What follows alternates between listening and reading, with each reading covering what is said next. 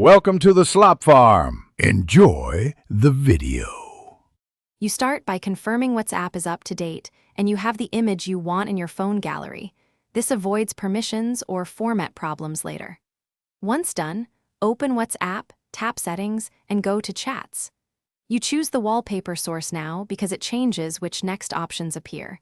Selecting Gallery uses your photos, while Wallpaper Library shows WhatsApp images. Make sure you have storage permission enabled, so WhatsApp can access your picture files and proceed without You now tap Wallpaper or change wallpaper and pick Gallery, Solid Color, or WhatsApp Library depending on your earlier choice.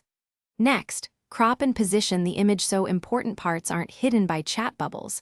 This matters for readability. You can adjust brightness or blur when those controls exist to make messages pop. Once satisfied, choose whether to set the wallpaper for all chats or just a single conversation, then tap Set or Apply. This commits the change and updates immediately. You finish by opening a few chats to confirm the wallpaper displays correctly and that text contrast remains clear. If it doesn't appear, close and relaunch WhatsApp first. If the image fails to set, make sure storage or photos permission is enabled and the file format is supported, such as JPG or PNG. As a last resort, reset to the default wallpaper and try a different image size. This fixes most layout glitches and restores normal chat readability. Thanks for watching.